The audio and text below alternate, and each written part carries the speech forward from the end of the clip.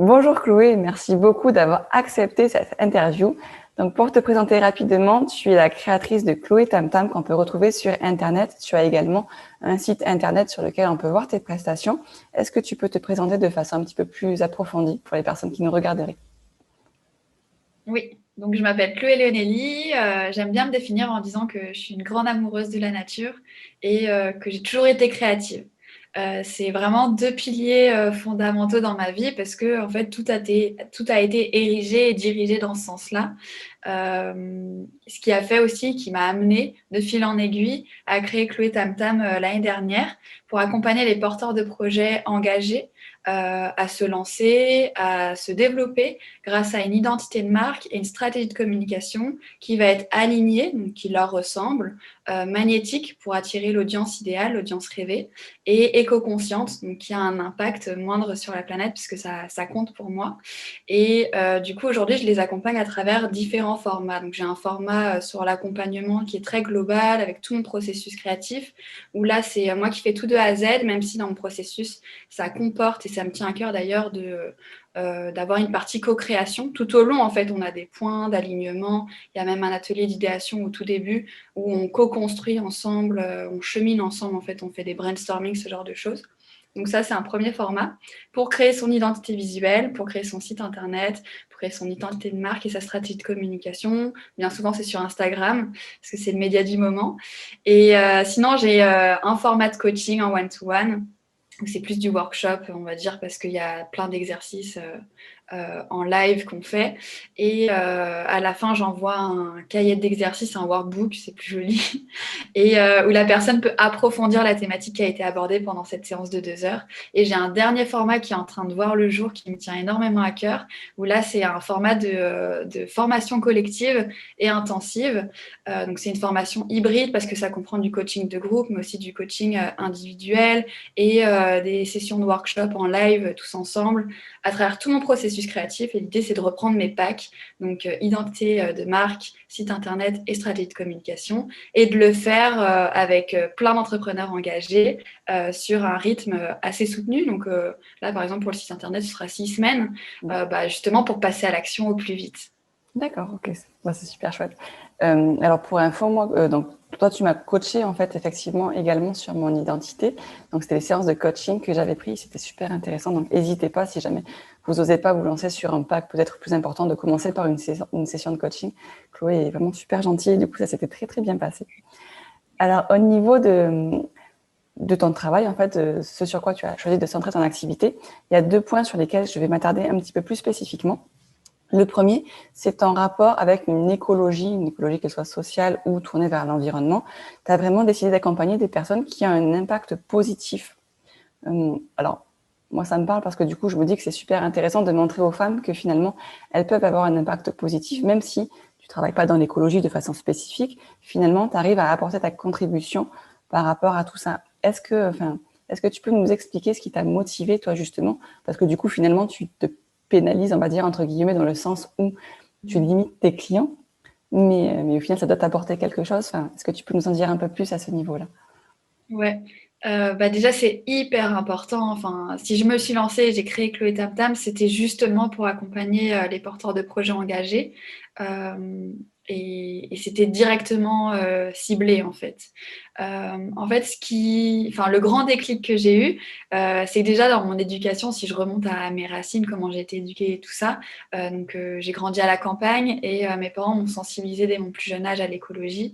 Donc c'était vraiment ancré déjà en moi et c'était des valeurs que je portais déjà. Elles ont été plus ou moins fortes à des passages de ma vie, notamment il y a 2 ans, quand j'ai troqué ma campagne pour la capitale. Donc, je suis arrivée à Paris. Mon rêve, c'était d'être une grande publicitaire. Donc, j'ai intégré une superbe agence, vraiment une très belle agence parisienne de pub. Et en fait, en en à peine quelques mois, en 4 mois, je me suis rendu compte que j'étais pas à ma place, que j'étais en décalage complet avec mes valeurs, que la vision capitaliste, le modèle aussi orienté sur l'économie, c'était pas forcément quelque chose qui me parlait moi et qui me portait. En fait, j'étais vraiment dans une quête de sens. Et c'est là où j'ai entrepris en fait un travail sur moi-même. J'ai notamment fait plein de découvertes, dont celle de Margot Hamann, grâce à son TEDx, puisque je regardais beaucoup de vidéos YouTube, notamment des TEDx, et je suis tombée un jour sur le sien qui m'a complètement bouleversée, dont le titre c'est Que ferait l'amour, et elle parle en gros pourquoi on est dans une société de la peur et comment en sortir, et du coup que ferait l'amour si demain on prenait nos décisions par ce sentiment-là. Donc c'était vraiment hyper intéressant, et du coup j'ai entrepris un coaching avec elle à la suite où on a fait des exercices notamment sur ma raison d'être avec l'ikigai, qui est un exercice très puissant je trouve, et c'est là où j'ai compris que moi ma raison d'être c'était vraiment de guider les gens vers une vie plus saine pour soi et la planète. Donc c'est quelque chose de très important, et du coup j'attendais la fin de mon contrat en me disant ok, donc la suite, qu'est-ce qui s'y passe. J'aimerais intégrer du coup une ONG, mettre à profit mes dons, mes compétences en communication, mais dans une entreprise où pour moi ça fait sens et où je me sens vraiment énergisée rien que d'en savoir le concept. Et en fait, ça s'est pas du tout passé comme ça. Au moment de la fin de mon contrat, moi j'étais restée en contact avec Margot. Et on se demandait des nouvelles. Et j'ai appris qu'elle recherchait quelqu'un, elle recherchait de s'entourer de quelqu'un, notamment pour des tâches administratives, mais aussi de communication. Et je lui ai dit, mais si ça matche avec mes compétences, moi je suis hyper preneuse, j'adorerais t'accompagner, parce que ce que tu fais, ça me parle. Et du coup, elle accompagne les femmes, en fait, à être mieux dans leur vie. Donc c'est vraiment dans l'épanouissement personnel, mais ça englobe plein de dimensions différentes, notamment la sphère professionnelle, mais aussi la sphère personnelle. Elle organise des voyages et tout ça. Et du coup, en fait, le lendemain, elle m'a proposé un entretien avec elle et son conjoint, donc Meno Delis, qui lui accompagne les chefs d'entreprise dans leur stratégie de croissance. Il y a vraiment un côté épanouissement personnel très fort chez l'un comme chez l'autre. Et du coup, j'ai commencé comme ça, en fait, à mon compte. Donc, pour leurs deux sociétés respectives. Et j'avais pas du tout idée de créer Chloé Tam Tam. Pour moi, j'étais juste à mon compte pour les accompagner, en fait. Et c'était un entre-deux avant de créer mon entreprise dans l'écologie. Et en fait, j'ai fait ça dans un ordre différent. Et du coup, une fois que notre contrat s'est terminé, ils ont parlé de moi à leur entourage. Et c'est là que j'ai créé Chloé Tam Tam en me disant, mais en fait, c'est ça que j'aime, c'est ça que je veux faire. Aider les gens à se lancer, à se développer, leur donner de la voix. Il y a vraiment ce terme qui est ressorti, donner de la voix aux projets engagés. Et du coup, Chloé Tam Tam, il est comme ça. Et c'est hyper important pour moi, justement, de diffuser de l'écologie dans tout ce qu'on entreprend. Déjà, j'ai vraiment à cœur, ma vision du monde idéal, en tout cas, ce serait qu'il n'y ait que des entités, que des initiatives qui existent pour créer un monde meilleur, en fait. Que toute entité soit elle-même éco-responsable et ait cette approche déjà de co-création et d'apporter du bon au monde. Donc, c'est pour ça que j'ai décidé d'accompagner que ce genre d'entreprise-là, parce que pour moi, le monde s'en porterait beaucoup mieux. Et je trouve que c'est hyper important, même si on n'est pas dans l'écologie, même si c'est pas notre cœur de métier, d'essayer de se poser la question, comment est-ce que je peux faire mieux. Mon activité, là, par exemple, c'est du digital, donc ça a une empreinte numérique très forte. J'en dément pas du tout. Et du coup, avec cette prise de conscience-là, ok, du coup, vu que je travaille sur le digital, comment est-ce que je fais pour que ça ait un impact moindre? Donc, dans mes newsletters, par exemple, en fin de newsletter, c'est toujours mentionné, si tu n'en vois plus l'utilisation de ce mail, supprime-le. Parce que un mail supprimé, je crois, quand tu envoies un mail, c'est comme si tu créais 3 sacs plastiques. Tu générais 3 sacs plastiques. Donc, quand tu sais ça, tu te dis, mais ok, c'est énorme en fait. Combien de sacs plastiques je produis par jour en fait. Et du coup, c'est plein de choses comme ça que quand tu sais, tu peux adapter. Par exemple, mettre en veille son écran quand tu vas te faire un thé. Et rien que ça impacte énormément. Puis après, ça va au-delà. C'est tes choix de logiciel. Qu'est-ce que tu choisis exactement? Pour l'instant, moi, j'ai beaucoup de choses aussi à réaligner dans ce sens-là. Il y a des outils très pratiques, mais qui n'ont pas encore cette dimension éco-responsable, et c'est dommage. Et tu as d'autres outils qui sont en train de se développer et voir le jour, qui sont trop, trop bien. Là, par exemple, je suis en train de transférer tout mon site internet sur un hébergeur de sites éco-responsable, donc qui tourne avec les énergies renouvelables, tout ça, qui va plus loin en fait que la simple entre guillemets, parce que c'est déjà bien, mais compensation carbone. Là, c'est vraiment, ils ont revu leur modèle économique, leur système pour prévoir cette notion-là. Donc même si on n'est pas dans ce cœur d'activité, pour moi, on peut aussi s'inscrire dans un mode de vie plus durable parce que du coup, on prévoit tout notre outillage, notre manière de faire. Ça peut être que des carnets en papier recyclable, ou sinon, moi, je prends qu'une tablette. Je ne mets pas sur un cloud, mais je mets juste sur mon ordi à moi, c'est connecté. Enfin, je ne sais pas, tu vois, mais ça peut être ce genre de choix-là. D'accord. Ah oui, c'est vachement plus... Là, tu abordes un panel de points que j'imaginais même pas, en fait, effectivement. Le choix du logiciel, tu vois, jamais de la vie, j'aurais pensé que ça pouvait avoir un impact, effectivement, mais c'est vrai que la manière dont le logiciel est abordé et créé et tout ça, c'est vrai qu'on n'y pense pas du tout, mais c'est super intéressant. Ouais. Il y a vraiment plein de choses sur lesquelles en fait on peut impacter. Ça peut même être si par exemple on fait beaucoup de voyages, ça peut être voir comment éviter ce genre de voyage ou aller sur une manière de voyager plus slow, donc opter pour le train que l'avion, ou opter pour le télétravail si on a des salariés, j'en sais rien, mais ce genre de choses, tout ça va faire que l'empreinte sera diminuée derrière. Ou si par exemple on est dans un milieu commercial avec des voitures de fonction, opter pour une flotte plus green, donc aller sur des voitures électriques ou des trottinettes, des vélos, ça peut être bien aussi. Mais il y a vraiment plein de solutions, mais c'est vrai que c'est le manque de connaissances qui fait que on ne sait pas que ça existe ou que c'est possible, on ne sait même pas que ça génère un empreinte carbone. Tout à fait. Ça, j'avoue que moi, je ne savais pas. Ouais. Et comment, du coup, toi, ces connaissances, comment tu les as acquises par rapport Alors, je pense que c'est parce que je me suis documentée, mais c'est aussi que pendant ma dernière année d'études, donc c'était il y a 2 ans, quand j'étais à Paris, tout ça, j'ai fait mon alternance, etc. J'étais dans une école qui nous poussait à l'entrepreneuriat. C'est l'école qui s'appelle Sud de Pub notamment. Et c'était super parce qu'en fait, on avait tout un cursus orienté sur l'entrepreneuriat et on avait un projet de création d'entreprise pendant cette année-là. Et on était suivi avec des mentors, il y avait tout un processus et on le pitchait à la fin de l'année, ça comptait dans l'obtention du diplôme. Et c'est ça en fait qui m'a amené déjà sur les pas de l'entrepreneuriat. En tout cas, ça y a fortement contribué. Et pendant ce projet, pendant cette année-là, le projet qu'on a développé avec une amie, et 2 autres personnes d'ailleurs, mais c'est avec cette amie-là particulièrement où on a souhaité ensuite vraiment le développer après ses études. C'était un projet qui s'appelait Greenly et qui était là pour accompagner les entreprises dans leur transition écologique. Et du coup, c'est là où je me suis documentée, où j'en ai appris plein en fait sur comment dans une entreprise on peut amoindrir, donc c'est dans le secteur bureautique bien sûr, le secteur tertiaire, mais comment du coup on fait en sorte qu'il y ait moins de pollution numérique, qu'on prévoit la gestion des déchets bureautiques, tout ce genre de choses, la mobilité plus verte aussi, et du coup comment on évite aussi la mobilité tout court, parce que celle qui pollue c'est celle qu'on fait en fait.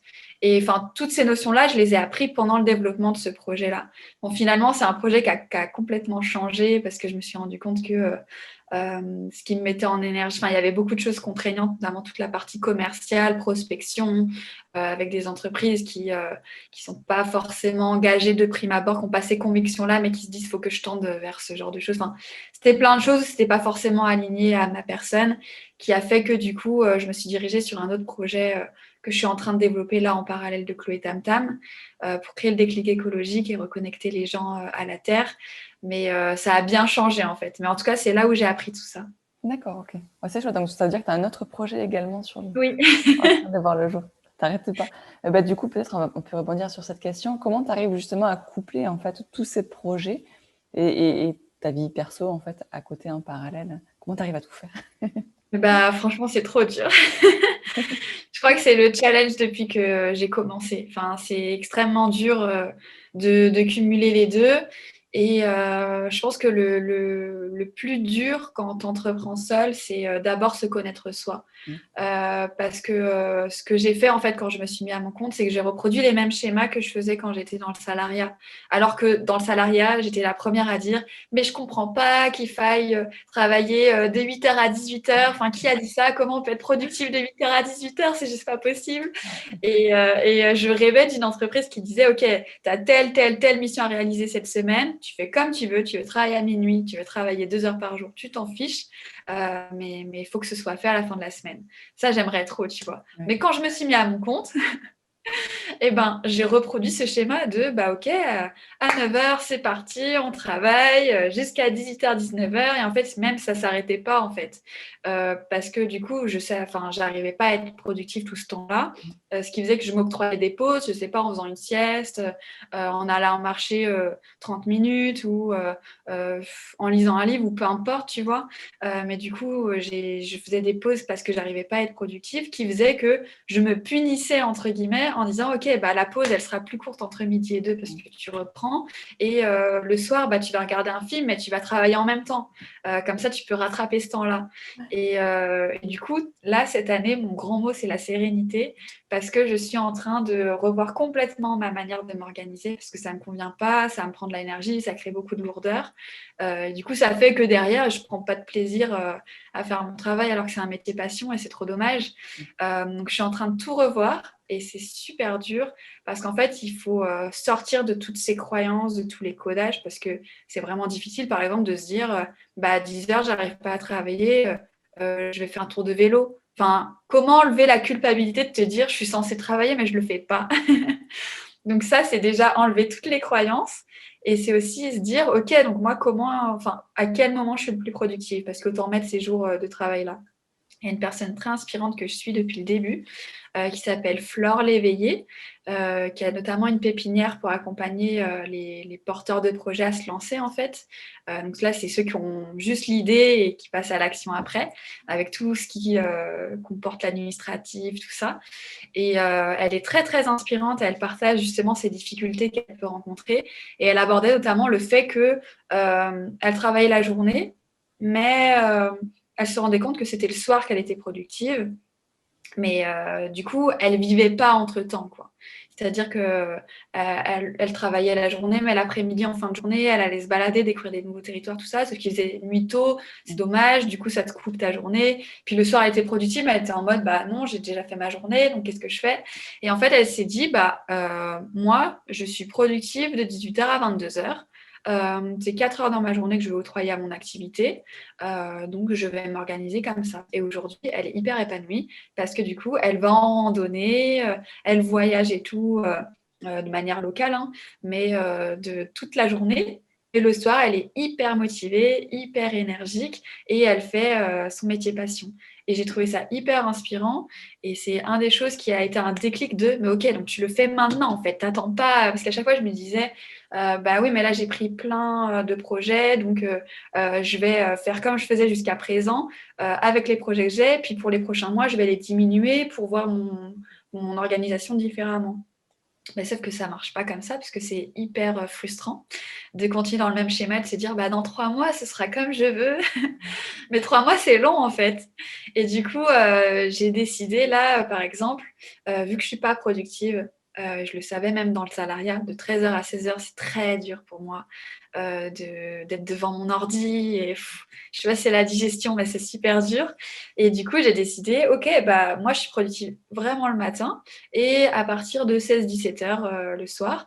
Donc, ce que je vais faire, c'est que je vais me lever un peu plus tôt. Donc, mon idéal, c'est pas encore ce que je fais, hein.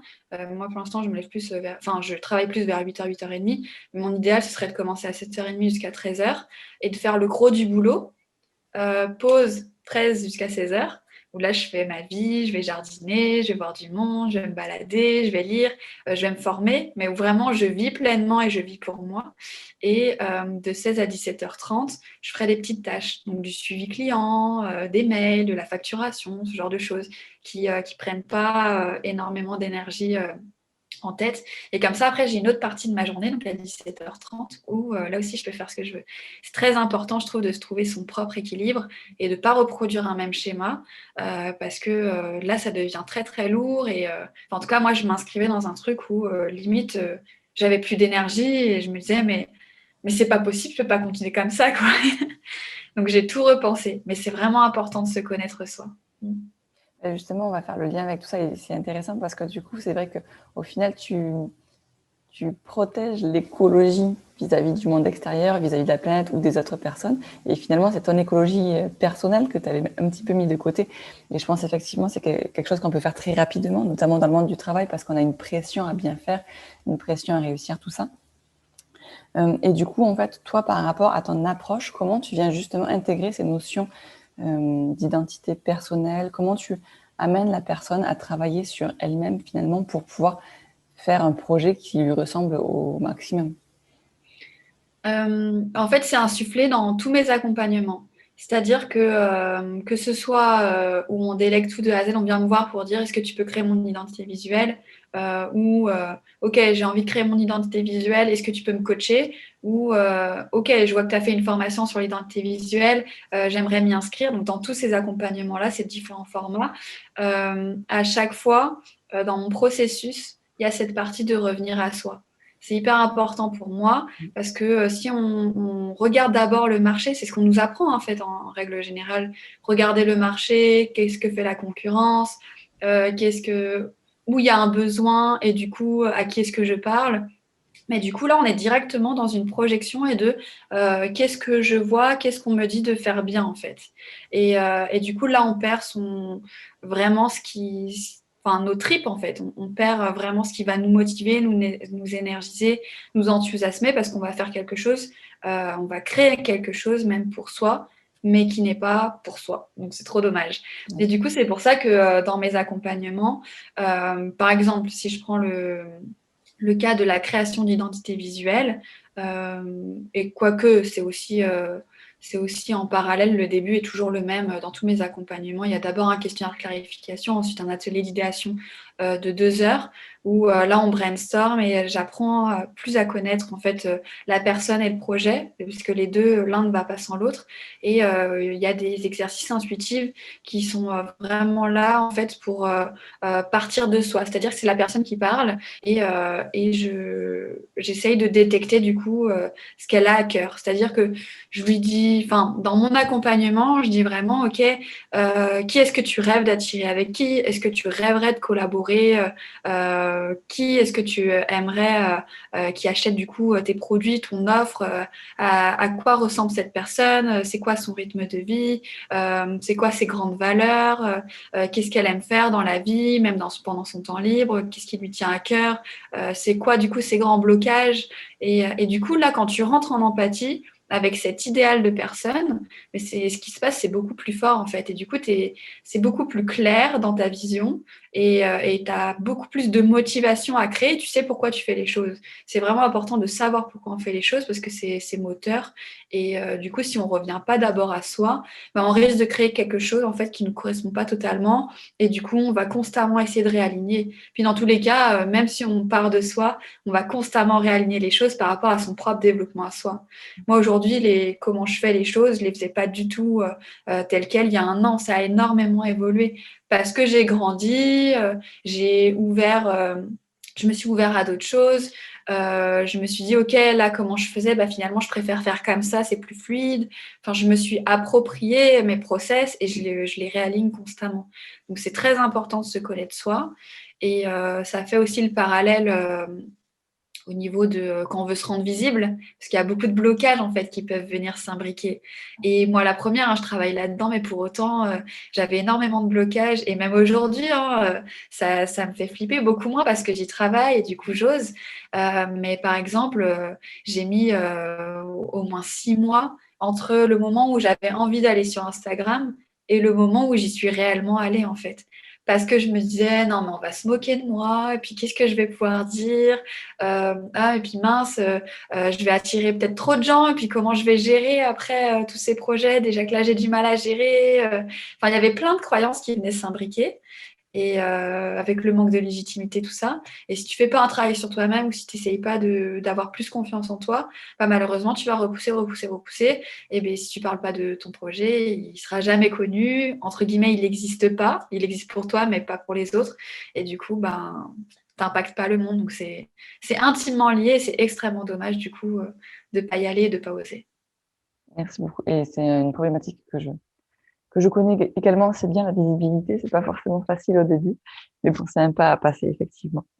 Euh, alors, est-ce que tu pourrais revenir peut-être sur l'envie de se lancer des entrepreneurs? C'est-à-dire que par rapport aux articles qu'on peut voir sur Internet et tout, on sait qu'il y a une grande majorité des entrepreneurs qui abandonnent au cours de la première année.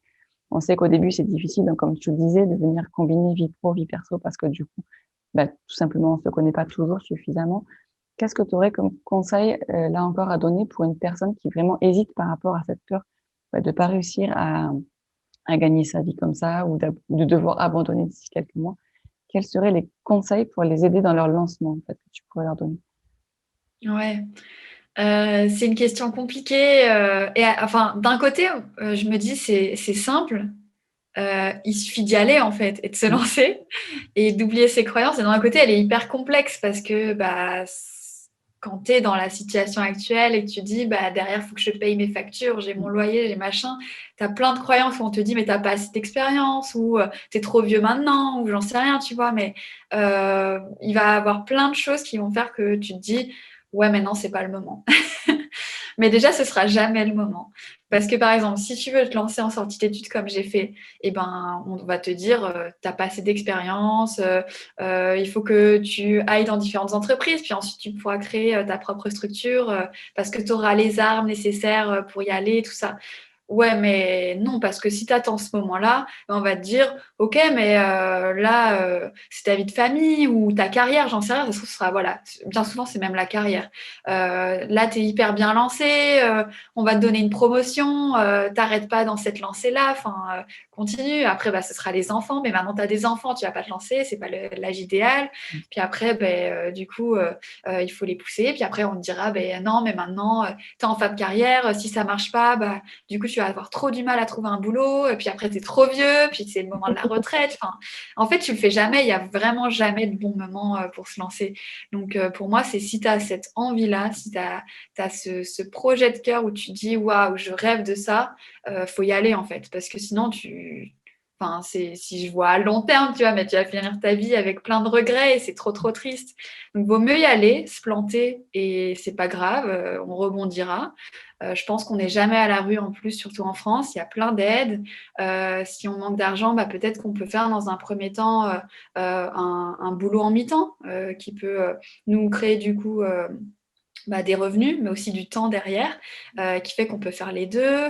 Ou peut-être qu'on peut essayer de se lancer. Si on voit que ça ne marche pas, bah, on fait de l'intérim. Enfin, je ne sais pas, mais après, c'est facile de dire ça quand on n'est pas dans la situation. Mais je pense qu'il y a toujours une solution. Il y a les proches. Enfin, si on est bien entouré, ben, c'est toujours OK de retourner chez ses parents en attendant bah, que ça marche et d'y aller, même si c'est jamais agréable. Mais je pense qu'il y a toujours des solutions. Et il faut vraiment s'écouter soi et y aller. Parce que si on a cette petite voix qui dit, vas-y, moi je rêve trop de ça, mais fais-le quoi. Qu'est-ce qui t'en empêche? Et d'ailleurs, il n'y a rien qui s'en empêche, parce que en général, c'est soi-même qui nous retenons. Donc, il vaut mieux y aller. Et sinon, en autre conseil, ce qui serait important pour moi, euh, ce serait ouais, de se poser ces questions. Qu'est-ce qui me tient à cœur? Je conseille vraiment l'exercice de l'ikigai. Je le trouve vraiment très puissant parce qu'il imbrique plusieurs parties, c'est-à-dire en quoi est-ce que je suis bon, quelles sont mes compétences, qu'est-ce que j'aime faire. Et ça peut être tout et n'importe quoi. Ça peut être j'aime faire rire les gens. Donc, tout simplement, j'aime regarder les fleurs. Je dis n'importe quoi, mais vraiment pas se brider, pas se censurer et dire tout ce qu'on aime. Il y aura ensuite la case ce dont le monde a besoin pour moi. Donc là, c'est vraiment quelque chose qui est dans les tripes. Et la quatrième case, c'est ce en quoi je pourrais être payée. Et du coup, cumuler ces quatre cases-là, on arrive normalement, en tout cas après plusieurs analyses, hein, je pense. euh, on arrive en tout cas à une sorte de métier, il ne faut pas chercher à se dire mais ça n'existe pas, du coup je ne vais pas le faire. Ben non, mais si ça n'existe pas, ok, mais fais-le en fait. Ça n'existe pas, c'est peut-être que c'est à toi de le créer, tout simplement. Et je pense que même tous les métiers aujourd'hui, même si aujourd'hui, par exemple, en soi, si tu me mets une étiquette, je suis designer de marque, tu vois, ou je suis consultante en stratégie. Pour autant, je fais pas du tout le même, enfin, j'aborde pas ce métier-là comme une autre personne pourrait l'aborder parce qu'on est tous différents et si on revient vraiment à soi, bah, on crée quelque chose de complètement unique en fait. Et c'est ça qui est trop bien parce que c'est vraiment sur mesure. Donc c'est important, comme tu dis, de bien se connaître, de savoir du coup qui on est, qu'est-ce qu'on veut devenir peut-être, qu'est-ce qu'on a à cœur de créer, d'engendrer comme changement dans le monde, même si, enfin, faut pas avoir cette croyance de mais je suis une petite goutte d'eau dans l'océan. Non, en fait. Déjà en étant et en incarnant cette petite goutte d'eau, bah, ça va peut-être se répercuter sur d'autres et du coup ça va créer un super océan de changement, on ne sait pas. Donc c'est important d'y aller. Et, euh, et voilà, enfin, quel autre conseil je pourrais donner? Enfin, c'est vraiment la connaissance de soi, je pense, qui est le plus important, parce qu'on y revient, hein, même pour le rythme de travail, la manière de faire les choses. Enfin, là, je suis en train de faire un coaching de Elodie, de Objectif Lune Coaching, qui est incroyable, qui offre une nouvelle perspective de l'entrepreneuriat. C'est un entrepreneuriat plus énergétique et où on casse toutes les croyances qu'on peut avoir soi-même ou que la société peut nous donner. Et c'est vraiment aller dans ce côté illimité, entre guillemets, en tout cas champ des possibles ouvert. Et c'est très très beau, je trouve, comme vision, parce que du coup, on va dans le champ des possibles. Peut-être que tu crois ça, mais en fait, non, ça n'existe pas. Et si tu croyais que c'était possible, qu'est-ce qui se passerait en fait? Donc, c'est très très bien, je trouve, de penser comme ça et d'ouvrir le champ des possibles, de s'ouvrir à toutes ces perspectives-là. Ouais, c'est chouette. Et toi, du coup, on va venir ouvrir ton champ des possibles. Quelle vision tu as de toi dans 5, 10 ans, dans un futur un petit peu plus lointain, on va dire? Comment tu te projettes ou est-ce que tu te projettes pas du tout encore? En fait, je me projette, mais c'est pas forcément un fil conducteur, tu vois. C'est-à-dire, j'ai plein de petits rêves, même des grands rêves, mais je sais pas comment ça va s'imbriquer dans ma vie, mais c'est important pour moi que j'y réalise. Par exemple, Chloé Tam Tam, si je parle de ce projet-là, j'ai envie que ça se développe et justement là, je suis en pleine, en plein changement d'échelle, comme on pourrait le dire, donc en transition, c'est-à-dire que pour l'instant, je fais vraiment projet client par projet client. Je peux en accompagner un certain nombre. Mon maximum, c'est 6 et 6 vraiment. C'est que j'ai pas de vie à côté. Donc, ce serait plus 4, tu vois. Mais du coup, c'est extrêmement frustrant pour moi parce que j'ai envie qu'il y ait du changement, j'ai envie que les entrepreneurs, ils se lancent, ils osent, ils y aillent, ils se fassent connaître. Mais si on va que 4 projets par 4 projets, ça va être super long. Surtout que c'est des projets d'un mois et demi à chaque fois. Donc, c'est interminable. Le monde ne va pas changer comme ça. Donc là, du coup, partie de ce principe-là et imbriqué à d'autres choses, hein, parce que je me rends compte qu'en fait, du coup, c'est très lourd pour moi d'être toute seule devant mon écran à créer. Enfin, j'ai besoin en fait de cette connexion humaine, tout ça. Et c'est ce qui fait qu'aujourd'hui, j'ai envie de diriger mon activité sur la formation collective. Parce que j'ai envie que du coup, les entrepreneurs se créent un cercle en faisant une expérience humaine, mais aussi qui servent leur business. Donc, pour se créer une visibilité et à travers tout un processus. Et surtout, c'est accompagné. Donc, c'est guidé par une experte qui fait que du coup, on n'a pas l'impression de bricoler quelque chose et puis voilà, ça va faire le taf. Et en plus, du coup, on est motivé et on procrastine pas parce qu'il y a un timing. Donc là, il n'y a pas le choix.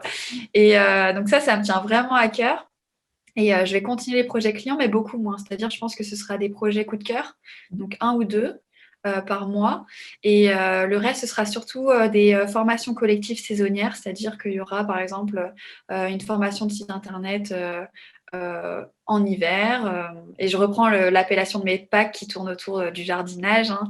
Donc, ce sera la floraison hivernale, la floraison printanière, la floraison automnale, ce genre de choses. Pareil pour l'identité visuelle et les stratégies de communication. Et ça me met vraiment en joie et en énergie. Et c'est là où je dis c'est important en fait de revenir à soi, parce que là, moi, j'ai continué dans mon format de projet client par projet client. Et en fait, j'étais beaucoup dans la lourdeur et limite, je me disais, mais j'en peux plus, c'est limite handicapant et ça me plaît plus comment je fais les choses. Et enfin, si je restais dans cette énergie-là, j'aurais arrêté en fait. Parce que, je sais pas, j'aurais fini par faire un burn-out, j'en sais rien. Que là, en me posant les questions de, ok, donc c'est quoi qu'est-ce qui est lourd dans mon business, qu'est-ce qui va pas. Et du coup, ensuite, ok, donc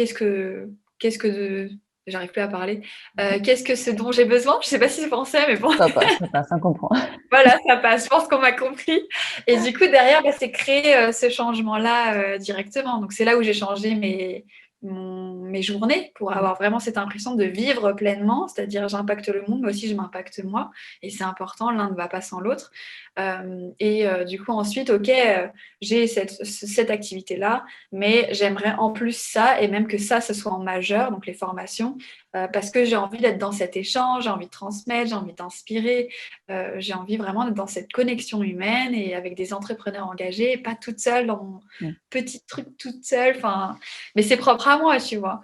Et du coup, c'est pour ça que c'est important. Et du coup, je me dis, mais est-ce que j'ai répondu à la question? Je me rappelle même plus quelle était cette question. Si, c'était comment tu t'es projeté dans l'avenir?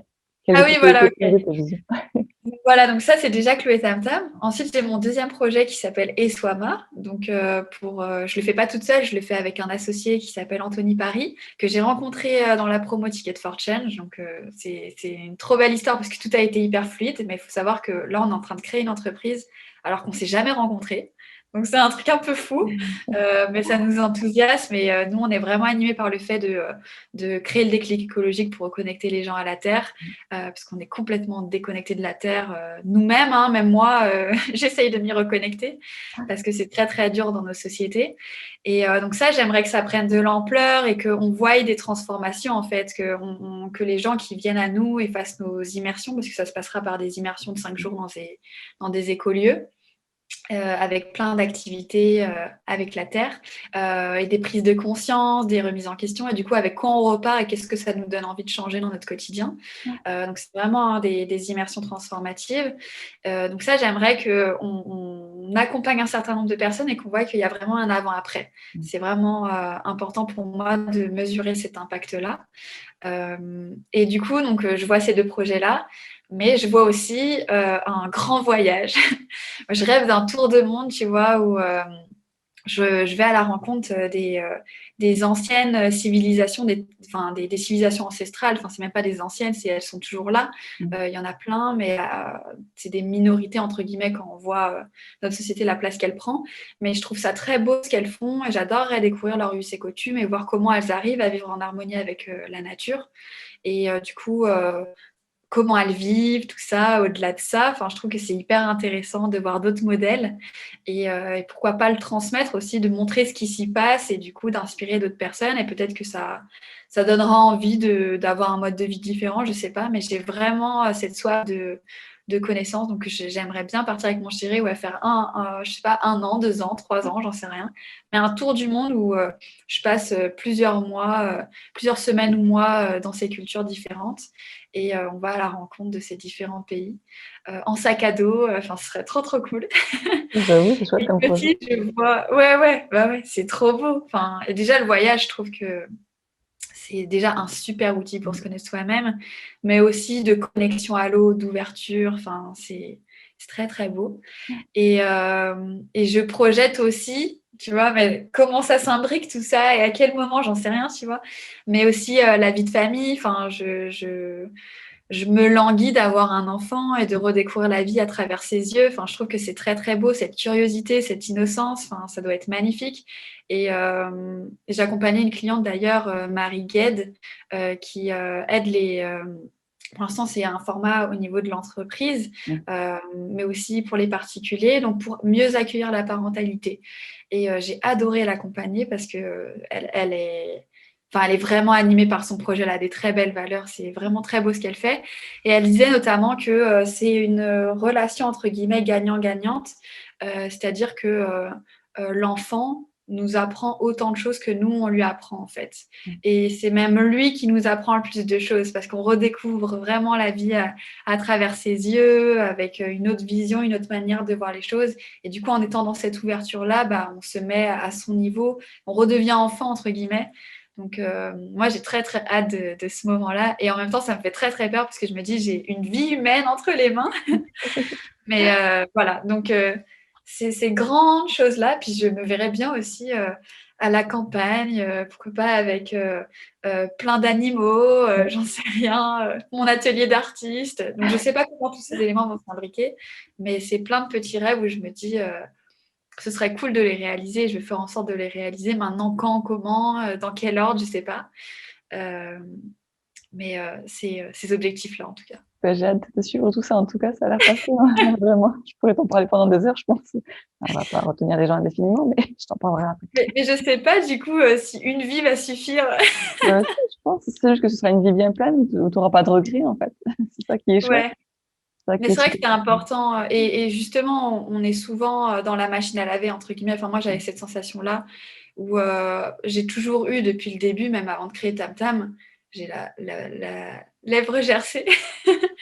Avant de créer Chloé Tam Tam, je me suis toujours dit, je vais, enfin mon idéal de vie, c'est le slow life, c'est être à la campagne, avoir du temps pour créer manuellement, être dans la nature, parce que du coup, ça a un impact énorme sur moi, mais aussi sur mon activité. C'est ce qui me nourrit, ce qui m'inspire. Mais pour autant, j'étais dans cette machine à laver de créer, créer, créer, faire, faire, faire. Et du coup, en fait, j'étais toute la journée devant mon écran d'ordinateur. Enfin, donc, à quel moment on vit en fait avec ce genre de vie? Et du coup, c'est important à chaque fois de revenir à soi et de remettre en question sa manière de vivre, parce que du coup, moi, c'était clairement pas aligné entre ce que je prenais et ce que je vivais actuellement. Enfin, même mes parents ils me disaient, mais c'est quoi ça la vie? C'est pas ce que tu dis. Enfin, et du coup, ils m'envoyaient en miroir ce que j'arrivais pas forcément à voir et ça m'énervait à chaque fois, mais ils ont raison en fait.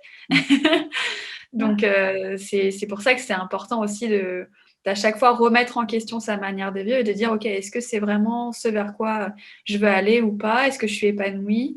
Et sinon, bah, qu'est-ce que je change? Si oui, bah, continuons. Et comment ça peut être encore mieux que ça? Donc, ouais. C'est super. En tout cas, ce sera le mot de la fin, du coup, mais c'est vraiment une belle vision que tu donnes aux personnes de venir toujours s'aligner avec elles-mêmes, toujours respecter leur écologie et se projeter également dans du rêve un petit peu. Je trouve ça plutôt chouette comme message. Du coup, je posterai le lien de ton site internet et le lien de ta page Instagram en Oui. commentaire. Donc, n'hésitez pas à la contacter si ça vous intéresse. Si vous voulez vous lancer comme entrepreneur, bah, c'est vraiment, elle travaille super bien, c'est super intéressant. Donc, merci beaucoup, Chloé, encore une fois, et à très bientôt.